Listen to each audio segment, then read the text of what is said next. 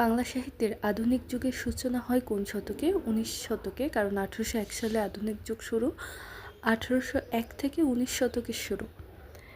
এরপরে টালত মোর ঘর নাহি পরবেশে, হাড়িত ভাত নাহি নিতে আবেশি, এই উক্তিটিকার ঢেগুনপাড়।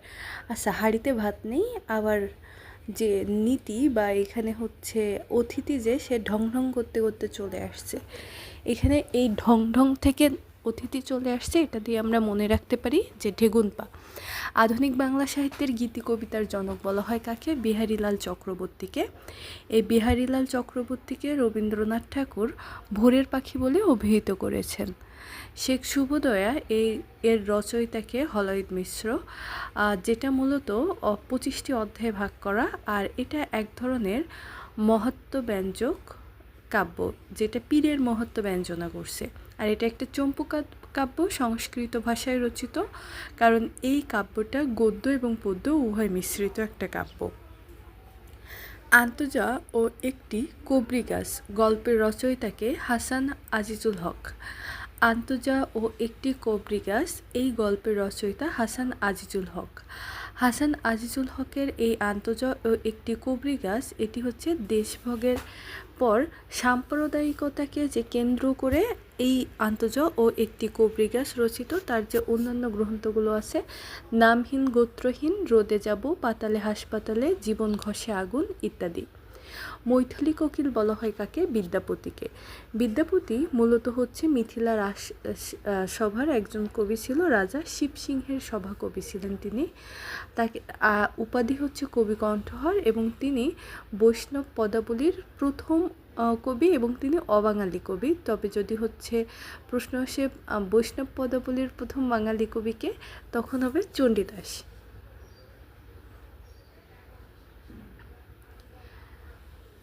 ক্রান্তি পত্রিকার সম্পাদককে? সম্পাদক হচ্ছে রণেশ দাশগুপ্ত, কিন্তু হচ্ছে ক্রান্তি পত্রিকার যে প্রকাশক ছিল সোমেনচন্দ্র। আর এটা মূলত দেশভাগের পূর্বে যত ভালো ভালো প্রগতিশীল লেখক ছিল তাদের মুখপাত্র হিসেবে এই ক্রান্তি পত্রিকাটা বেশ গুরুত্বপূর্ণ ভূমিকা পালন করে, অর্থাৎ তাদের লেখা প্রকাশের ক্ষেত্রে। ক্রান্তি পত্রিকা প্রকাশ হয় প্রথম 1940 সালে, অর্থাৎ যে বছর লাহোর প্রস্তাব উপস্থাপন করা হয়। তাহলে ক্রান্তি পত্রিকার সম্পাদক হচ্ছে রণেশ দাশগুপ্ত এবং প্রকাশক সোমেনচন্দ্র। চণ্ডীমঙ্গল কাব্যের প্রধান চরিত্র কোনটি? অর্থাৎ হচ্ছে যাকে কেন্দ্র করে এই কাব্যগ্রন্থটা রচিত, তিনি হচ্ছেন কালকেতু। আর এছাড়াও যে আরও বাকি কয়েকটা যে চরিত্র আছে, ফুল্লরা, ভারদত্ত, ধনপতি লহনা এবং মুরারি শীল প্রমুখ। রবীন্দ্রনাথ ঠাকুর তার কোন কাব্যটি ভিক্টোরিয়া ওকাম্পোকে উৎসর্গ করেন? পূর্বী কাব্যগ্রন্থটি। রবীন্দ্রনাথ ঠাকুরের পূর্বী কাব্যগ্রন্থটি তিনি ভিক্টোরিয়া ওকাম্পোকে তিনি এটা উৎসর্গ করেন, যিনি মূলত আর্জেন্টিনার একজন কবি। তখন ওকাম্পোকে রবীন্দ্রনাথ বিজয়া উপাধি দেন এবং তার পূর্বে কাব্যগ্রন্থটি তাকে উৎসর্গ করেন। তিনি কিছুদিন আর্জেন্টিনায় ছিলেন। এরপরে বাংলা সাহিত্যের প্রথম মুসলমান কবি হচ্ছে শাহ মোহাম্মদ শকীর, আর তার রচিত প্রথম রোমান্টিক প্রণয় উপাখ্যান কাব্য হচ্ছে ইউসুফ জুলেখা। ইংরেজি অনুকরণের প্রতি ব্যঙ্গ করে রচিত প্রহসন কোনটি? একেই বলে সভ্যতা। এটি মূলত হচ্ছে যখন হঠাৎ করে বাংলাদেশে ইংরেজ শাসনের শুরুর দিকে যে বাঙালি যে যুবকেরা আছে, তারা পাশ্চাত্য সাহিত্যে ঝুঁকে পড়ে বাংলা কালচারকে অবজ্ঞা করে তারা মদ খেত এবং বিভিন্ন ধরনের ইংরেজি সাহিত্যের প্রতি চর্চায় লিপ্ত হতো, এবং তারা এটাকে খুব বড়াই করে দেখত। তো অর্থাৎ হচ্ছে যেখানে সভ্যতার নামে উন্নতি না হয়ে অবনতির দিকে যাচ্ছিল, অবক্ষয়ের দিকে যাচ্ছিল, এই তৎকালীন সমাজের এই ঘটনাকে কেন্দ্র করে এটাকে উপহাস করে মাইকেল মধুসূদন দত্ত যে প্রহসনটি লেখেন, সেটাই হচ্ছে একেই কি বলে সভ্যতা।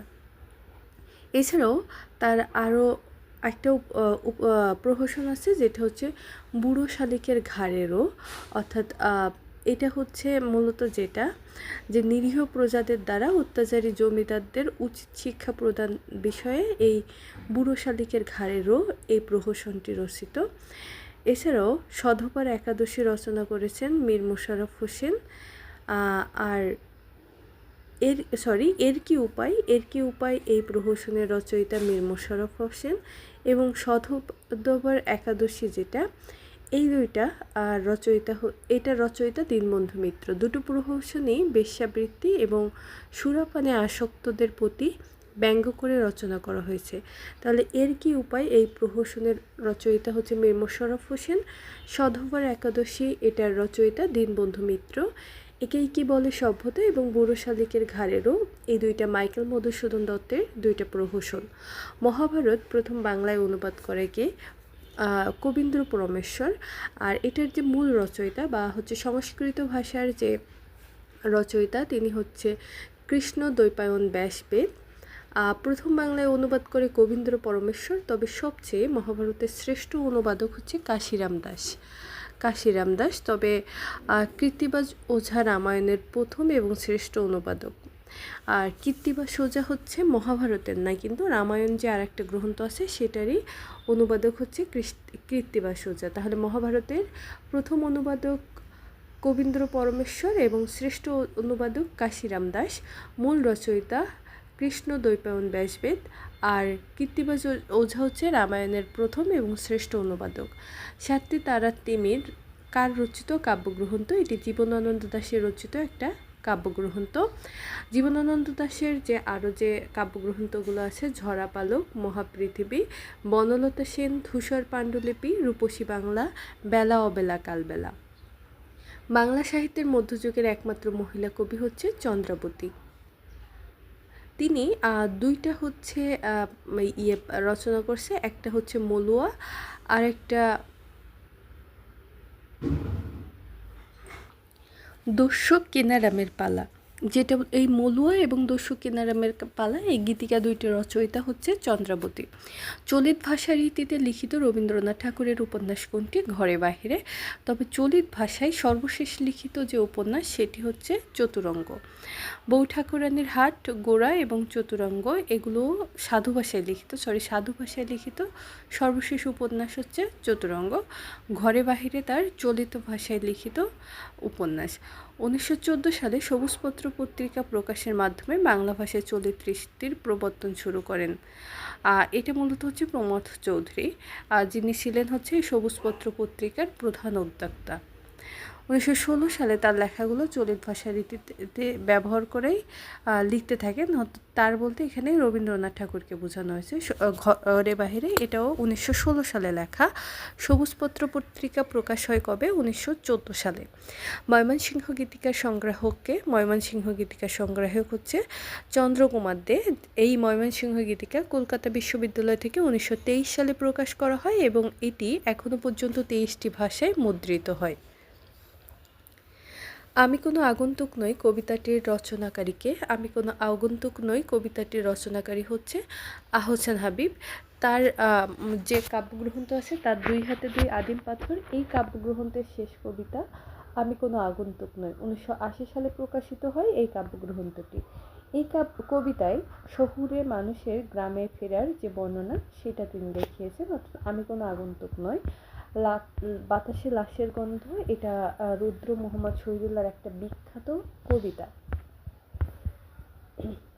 ঢাকা প্রকাশ পত্রিকার সম্পাদককে?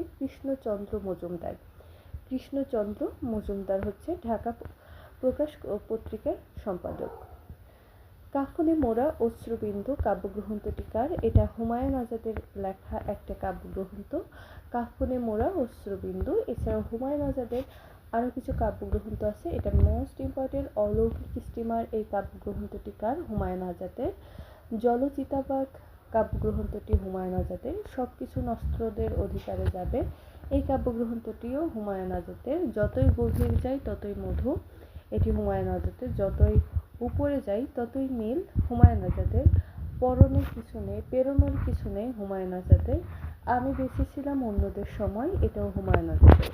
অর্থাৎ হুমায়ুন আজাদের যে আমরা বিখ্যাত যে কয়েকটা কাব্যগ্রন্থ পেলাম, কফিনে মোড়া অশ্রুবিন্দু, অলৌকিক স্টিমার, জলচিতাবাঘ, সব কিছু নষ্টদের অধিকারে হুমায়ুন আজাদের লেখা কাব্যগ্রন্থ।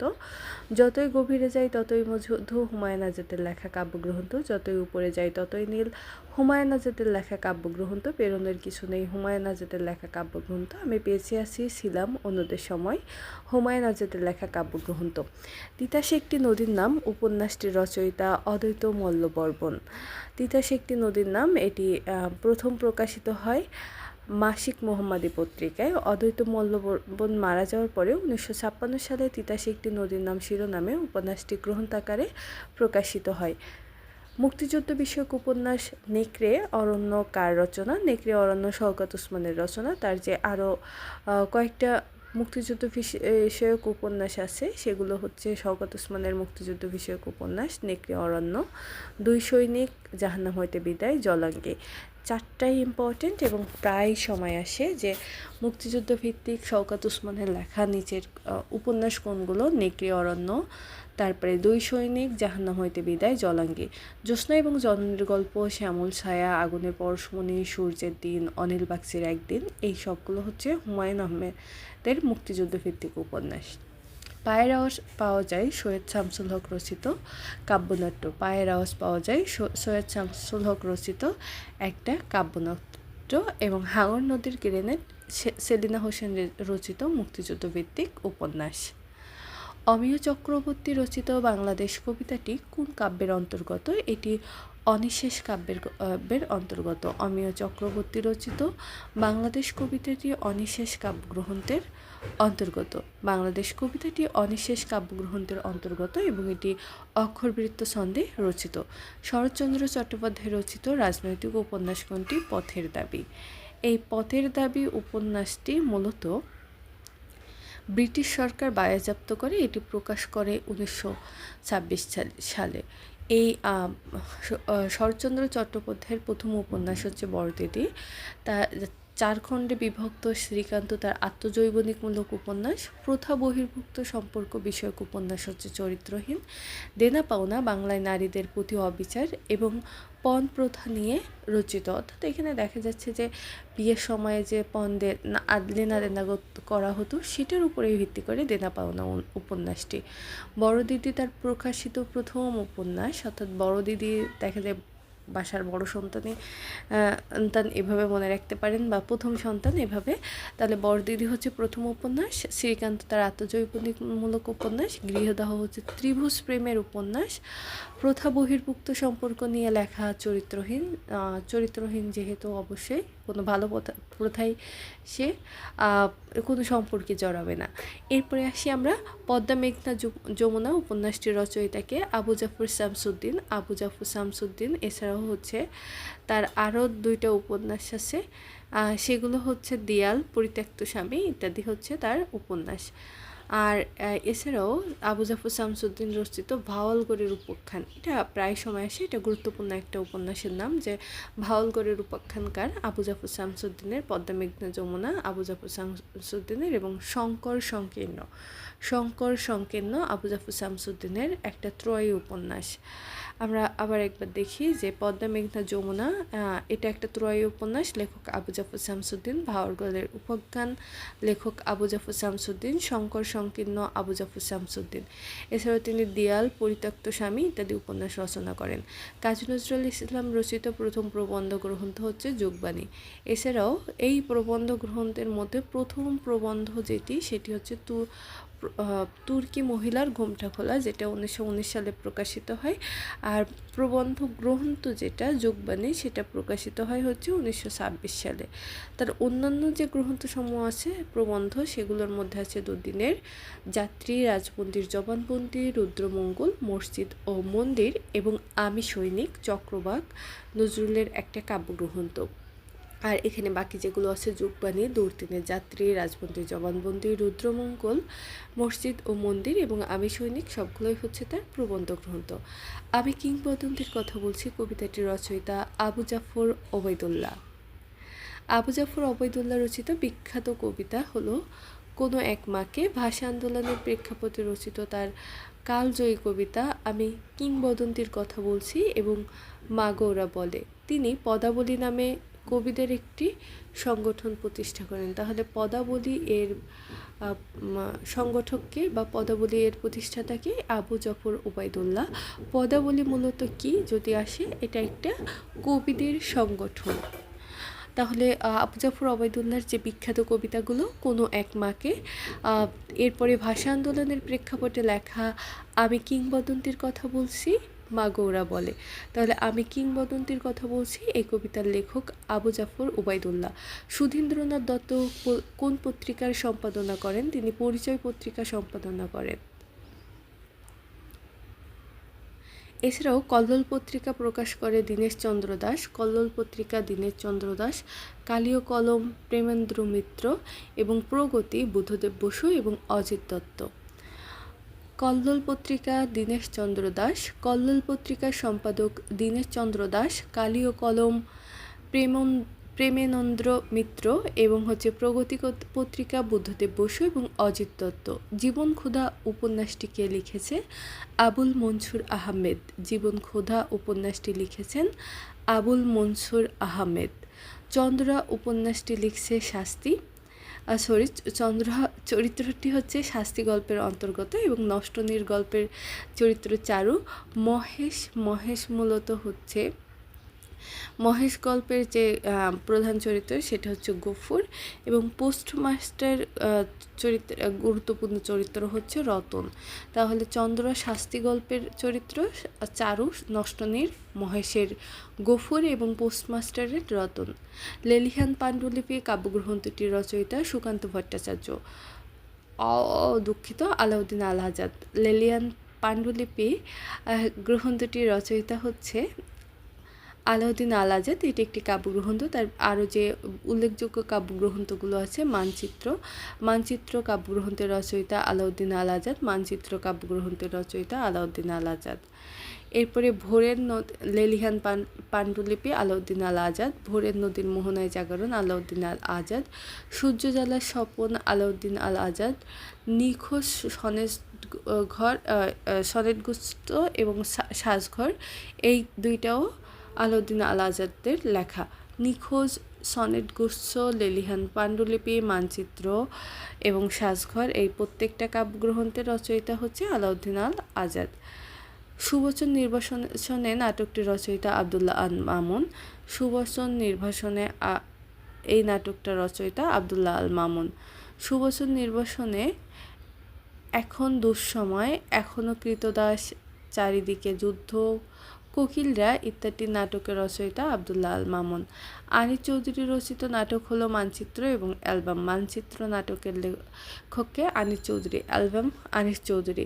ইশকার ইবনে সাইক রচিত নাটক হচ্ছে অনেক তারার হাতছানি। এটা দুই একবার পরীক্ষাতে আসছে যে অনেক তারার হাতছানি, এটার লেখককে আশকর ইবনে শাইক। এছাড়াও বিলবাউলের ঢেউ, বিদ্রোহী পদ্মা, বিরোধ, অনুবর্তন, এপার ওপার ইত্যাদি। কাকুরমণি, এই যে পরেরটা আছে, শওকত ওসমানের যে 3টা নাটক, প্রত্যেকটা মনে রাখতে হবে আমাদের। কাকুরমণি, আমলার মামলা, তস্কর লস্কর। কাকুরমণি, আমলার মামলা, তস্কর লস্কর সবগুলোই শওকত ওসমানের নাটক। ফোর্থ উইলিয়াম কলেজে বাংলা বিভাগের প্রধান হচ্ছে উইলিয়াম কেরি। 1800 সালে ফোর্থ উইলিয়াম কলেজ প্রতিষ্ঠিত হয়। বাংলা বিভাগ খোলা 1801 সালে এবং প্রধান হিসেবে নিযুক্ত করা হয় উইলিয়াম কেরিকে। ডক্টর মোহাম্মদ শহীদুল্লাহ রচিত গ্রন্থ কোনটি? বাংলা সাহিত্যের কথা। হুতুম পেশা ছদ্মনামে কে লিখতেন? কালীপ্রসন্ন সিংহ হুতুম পেশা ছদ্মনামে লিখতেন। শেখ মুজিব তাকে যেমন দেখেছি প্রবন্ধ গ্রন্থের রচয়িতা আবুল ফজল। এছাড়াও তার অন্যান্য যে প্রবন্ধ গ্রন্থগুলো আছে, এটা লাগবে যে বিচিত্র কথা এবং সমকালীন চিন্তা, শুভবুদ্ধি, সবগুলোই হচ্ছে আবুল ফজলের প্রবন্ধ গ্রন্থ। বিচিত্র কথা প্রবন্ধে গ্রন্থটিকার আবুল ফজলের, সমকালীন চিন্তা আবুল ফজলের, সুবুদ্ধি আবুল ফজলের। জসীমউদ্দীন রচিত প্রথম কাব্যগ্রন্থ হচ্ছে রাখালি। জসীমউদ্দীন রচিত প্রথম কাব্যগ্রন্থ হচ্ছে রাখালি। নকশিকাঁথার মাঠ তার সর্বশেষ কাব্যগ্রন্থ। তার একমাত্র উপন্যাস হচ্ছে বোবা কাহিনী। বোবা কাহিনী হচ্ছে জসীমউদ্দীনের একমাত্র উপন্যাস বোবা কাহিনী। নকশিকাঁথার মাঠ হচ্ছে সর্বশ্রেষ্ঠ কাব্যগ্রন্থ নকশিকাঁথার মাঠ। রাখালি হচ্ছে সর্বপ্রথম প্রকাশিত কাব্যগ্রন্থ। সঞ্জীবচন্দ্র চট্টোপাধ্যায়ের পালামৌ ভ্রমণের কাহিনী হচ্ছে ভারত। চন্দ্র চট্টোপাধ্যায় রচিত পালামৌ বাংলা সাহিত্যের অন্যতম শ্রেষ্ঠ ভ্রমণ কাহিনী। পালামৌ ঝাড়খণ্ড রাজ্যের একটা জেলা। এই জেলা ভ্রমণের অভিজ্ঞতা সঞ্জীবচন্দ্র চট্টোপাধ্যায় তার পালামৌ গ্রন্থে তুলে ধরেছেন। এটি প্রথমে বঙ্গদর্শন পত্রিকায় প্রকাশিত হয়। হজা বরলা নাটক নাটক বললে হচ্ছে নুরুল মোমেন, কিন্তু যদি হজা বরলা গ্রন্থটিকার বা রম্যরচনাটিকার তখন সঠিক উত্তর হবে সুকুমার রায়ের। তাহলে হজা বরলা নামে নাটক লিখছে নুরুল মোমেন, আর হজা বরলা নামে একটা রম্যরচনা লিখছে শওকত ওসমান। নুরুল মোমেন সম্পর্কে আমাদের বেশ পড়া লাগবে, মানে তার গ্রন্থগুলো, তিনি বাংলাদেশের একজন বিখ্যাত নাট্যকার। আর তার যে খ্যাতিসম্পন্ন যে নাটকগুলো আছে, নেমেসিস, রূপান্তর, যদি এমন হতো, নয়া খানদান, আলো ছায়া, শতকরা ৮০, আইনের অন্তরালে, যেমন ইচ্ছা তেমন ইত্যাদি।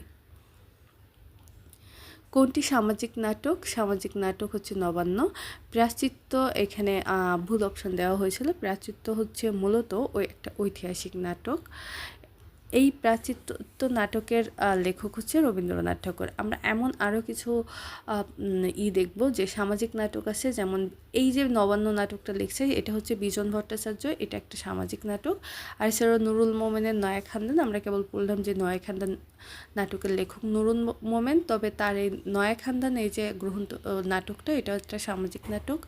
দীনবন্ধু মিত্রের নীলদর্পণ সামাজিক নাটক। মুনীর চৌধুরীর চিঠি একটি সামাজিক নাটক। রবীন্দ্রনাথ ঠাকুরের চিরকুমার সভা একটি সামাজিক নাটক। এছাড়াও আমাদের রক্তত্ব প্রান্তর মুনীর চৌধুরীর, রবীন্দ্রনাথ ঠাকুরের প্রাচিত্য এবং মাইকেল মধুসূদন দত্তের কৃষ্ণকুমারী সবগুলোই হচ্ছে ঐতিহাসিক নাটক। ঠক চাচা চরিত্রটি কোন উপন্যাসের চরিত্র? আলালের ঘরে দুলাল। আর এই আলালের ঘরের দুলাল এই উপন্যাসের লেখক হচ্ছে প্যারীচাঁদ মিত্র। 20 শতকের মেয়ে কার উপন্যাস? নীলিমা ইব্রাহিমের যে অন্যান্য গ্রন্থগুলো, আমি বীরঙ্গনা বলছি, 2-4, এক পদ দুই পাক, কিয়াবনের সঞ্চারিণী, শতাব্দীর অন্ধকারে, এগুলো হচ্ছে সবগুলোই নীলিমা ইব্রাহিমের গ্রন্থ। আমরা যদি গ্রন্থগুলো আর একবার দেখি, আমি বীরঙ্গনা বলছি, 2-4, এক পদ দুই পাক, কিয়াবনের সঞ্চারিণী, শতাব্দীর অন্ধকারে, যাপিত জীবন, হাঙর নদীর গ্রেনেড, সেলিনা হোসেনের লেখা উপন্যাস। যাপিত জীবন এবং হাঙর নদীর গ্রেনেড দুইটা গুরুত্বপূর্ণ, এগুলো হচ্ছে সেলিনা হোসেনের লেখা উপন্যাস। এরপরে যেটা আছে আমলকির মৌ, ঘর মন জাদালা, ফেরারি মন দিলারা, এগুলো হচ্ছে দিলরা হামেশ রচিত গ্রন্থ। বটতলার উপন্যাস, আনুকল্প, আবর্ত, প্রতিচিত্র, এগুলো হচ্ছে রাজিয়া খান রচিত উপন্যাস। বটতলার উপন্যাস, অনুকল্প, আবর্ত, প্রতিচিত্র, রাজিয়া খান রচিত উপন্যাস। আমরা আবার একবার একটু দেখে নেই এখানে ব্যাখ্যাগুলো, যে নীলিমা ইব্রাহিমের রচিত যে গ্রন্থগুলো আছে সেগুলোর মধ্যে আমি বীরঙ্গনা বলছি, 2-4, এক পথে দুই পাক, কিয়া বনের সঞ্চারিণী, শতাব্দীর অন্ধকারে ইত্যাদি। আর সেলিনা হোসেন রচিত উপন্যাস হচ্ছে যাপিত জীবন এবং হাঙর নদীর গ্রেনেড। দিলারা হামেশের রচনা যে গ্রন্থগুলো, আমলকির মৌ, ঘর মন জালালা এবং ফেরারি মন। বটতলার উপন্যাস, আনুকল্প, আবর্ত, প্রতিচিত্র ইত্যাদি হলো রাজিয়া খানের উপন্যাস। ফররুখ আহমেদ রচিত পাঞ্জেরি কবিতাটি কোন কাব্যগ্রন্থের অন্তর্গত? এটি সাতসাগরের মাঝি কাব্যগ্রন্থের অন্তর্গত। অচেলা এবং সুরেশ শরৎচন্দ্র চট্টোপাধ্যায় রচিত কোন উপন্যাসের চরিত্র? অচলা এবং সুরেশ গৃহদাহ। আমরা এইভাবে মনে রাখতে পারি যে সুরেশের গৃহে মানে দাহ লেগে বা আগুন লেগে অচল হয়ে গেছে। এছাড়া আমরা যদি দেখি যে দত্ত উপন্যাসের যে দুইটা চরিত্র বিখ্যাত বা হচ্ছে মূল যে চরিত্র, সেটা হচ্ছে নরেন ও রমা। চরিত্রহীন উপন্যাসের চরিত্র হচ্ছে সতীশ এবং কিরণময়ী। পল্লী সমাজ উপন্যাসের চরিত্র হচ্ছে রমা এবং রমেশ। বাংলা সাহিত্যের প্রথম রোমান্টিক উপন্যাস কোনটি? কপালকুণ্ডলা, যেটা বঙ্কিমচন্দ্র চট্টোপাধ্যায়ের লেখা। এখানে একটা বিখ্যাত উক্তি আছে, সেটা হচ্ছে পথিক তুমি পথ হারাইছ, এই কণ্ঠস্বরের সঙ্গে নবকুমারের হৃদয় বীণা বাজিয়া উঠিল। দেশে বিদেশে এটা সৈয়দ মুস্তফা আলীর ভ্রমণ কাহিনী। এটি তিনি কাবুল ভ্রমণের প্রেক্ষাপটে লেখে। 1949 সালে এটি প্রকাশ করা হয়। বন্দর থেকে বন্দরে সানাউল হক রচিত ভ্রমণ কাহিনী। বন্দর থেকে বন্দরে সানাউল হক রচিত ভ্রমণ কাহিনী। চলে মুসাফির এবং হলদিপরির দেশে, এটা হচ্ছে জসিমউদ্দিন রচিত, এবং হচ্ছে পথে প্রবাসে ইউরোপের চিঠি অন্নদাশঙ্কর রায় রচিত ভ্রমণ কাহিনী। তাহলে এখান থেকে আমরা হচ্ছে সৈয়দ মুস্তফা আলী রচিত ভ্রমণ কাহিনী হলো দেশে বিদেশে। সৈয়দ মুস্তফা আলী রচিত ভ্রমণ কাহিনী দেশে বিদেশে। এটি কাবুল ভ্রমণের প্রেক্ষাপটে লেখা। 1949 সালে বন্দর থেকে বন্দরে সানাউল হক রচিত ভ্রমণ কাহিনী। বন্দর থেকে বন্দরে সানাউল হক রচিত ভ্রমণ কাহিনী। চলে মুসাফির হলদিপরির দেশে হলে জসিমউদ্দিন রচিত ভ্রমণ কাহিনী। পথে প্রবাসী এবং ইউরোপের চিঠি হলে অন্নদাশঙ্কর রায় রচিত ভ্রমণ কাহিনী। পথের পাঁচালী উপন্যাসটির রচয়িতা মানিক বন্দ্যোপাধ্যায়। পথের পাঁচালী মানিক বন্দ্যোপাধ্যায়ের লেখা উপন্যাস। এটা তার সবগুলো উপন্যাসের মধ্যে শ্রেষ্ঠ উপন্যাস। পথের বিভূতিভূষণের উপন্যাস, দুঃখিত। অনেকের মতে এটি তার প্রথম এবং অনেকের মতে এটি তার শ্রেষ্ঠ উপন্যাস। আমার মনে হয় বাংলা সাহিত্যে যতগুলো শ্রেষ্ঠ উপন্যাস আছে তার মধ্যে একটা হচ্ছে পথের পাঁচালী। চাইলে পড়ে ফেলতে পারেন, বিভূতিভূষণ বন্দ্যোপাধ্যায়ের লেখা। এটা চমৎকার একটা উপন্যাস। হুইটম্যান কবিতা বাংলায় কে অনুবাদ করেন? সৈয়দ আলী আহসান। তিনি ইডিপাস নাটকটিও বাংলায় অনুবাদ করেন। পুতুল নাচের ইতিকথা উপন্যাসের রচয়িতা মানিক বন্দ্যোপাধ্যায়। পুতুল নাচের ইতিকথা এই বইটি প্রকাশিত হয় 1936 সালে। দুঃখবাদী কবি হিসেবে পরিচিত যতীন্দ্রনাথ বাগচি।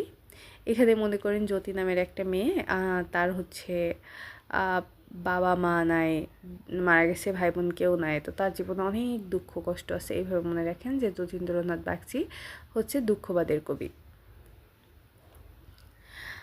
মোজাম্মেল হককে বলা হয় শান্তিপুরের কবি। ইসমাইল হোসেন সিরাজি স্বপ্নাতুর কবি এবং সুভাষ মুখোপাধ্যায় হচ্ছে পদাতিকের কবি। আমরা এখান থেকে বাকি যে অপশনগুলো আছে, যে যতীন্দ্রনাথ বাগচিকে বলা হয় দুঃখবাদী কবি, মোজাম্মেল হক হচ্ছে শান্তিপুরের কবি, সৈয়দ ইসমাইল হোসেন সিরাজি স্বপ্নাতুর কবি, সৈয়দ ইসমাইল হোসেন সিরাজি স্বপ্নাতুর কবি এবং সুভাষ মুখোপাধ্যায়কে বলা হয় পদাতিকের কবি। কোনটি ভাষা আন্দোলনের প্রেক্ষাপটে রচিত নয়? নরকে লাল গোলাপ। নরকে লাল গোলাপ হচ্ছে আলাউদ্দিন আজাদ রচিত একটি মুক্তিযুদ্ধ ভিত্তিক নাটক। আর এছাড়াও আমরা যে বাকিগুলো যদি দেখি, যে কাঁদতে আসেনি ফাঁসির দাবি নিয়ে এসেছি, এটি মাহবুবুল আলমের ভাষা আন্দোলন ভিত্তিক একটা কবিতা। আরেক ফাল্গুন জহির রায়হানের ভাষা আন্দোলন ভিত্তিক একটা উপন্যাস। এবং আর্তনাদ ভাষা আন্দোলনের ওপর লেখা একটা ছোট গল্প। আর্তনাদ কোন ধরনের লেখা? এটা হচ্ছে ছোট গল্প। এটা লিখছে কে? শওকত ওসমান। এটা কিসের প্রেক্ষাপটে এই ছোট গল্পটি লেখা? শওকত ওসমানের আর্তনাদ ছোট গল্পটি ভাষা আন্দোলনের প্রেক্ষাপটে লেখা। নরকে লাল গোলাপ। নরকে লাল গোলাপ এটার রচয়িতা হচ্ছে আলাউদ্দিন আল আজাদ। নরকে লাল গোলাপ এর রচয়িতা আলাউদ্দিন আল আজাদ এবং এটা মুক্তিযুদ্ধ ভিত্তিক উপন্যাস। আর 50 নম্বর বা লাস্ট কোর্সেন আমাদের যেটা ছিল, যে কোনটি ভাষা আন্দোলনের প্রেক্ষাপটে রচিত? নরকে লাল গোলাপ, যেটা আলাউদ্দিন আল আজাদ রচিত মুক্তিযুদ্ধ ভিত্তিক নাটক। আর্তনাদ হচ্ছে একটা ছোট গল্প, যেটার লেখক হচ্ছে শওকত ওসমান। প্রেক্ষাপট ভাষা আন্দোলন। কাঁদতে আসেনি ফাঁসির দাবি নিয়ে এসেছে ভাষা আন্দোলনের প্রেক্ষাপটে রচিত মাহবুবুল আলম চৌধুরীর লেখা একটা কবিতা। আরেক ফাল্গুন ভাষা আন্দোলনের প্রেক্ষাপটে রচিত জহির রায়হানের একটা উপন্যাস। ধন্যবাদ সবাইকে। গুরুত্বপূর্ণ 50টা প্রশ্নের আয়োজন এখানে শেষ হলো। আরও নতুন নতুন আয়োজন দেখার জন্য চ্যানেলটাকে সাবস্ক্রাইব করে রাখুন। আসসালামু আলাইকুম।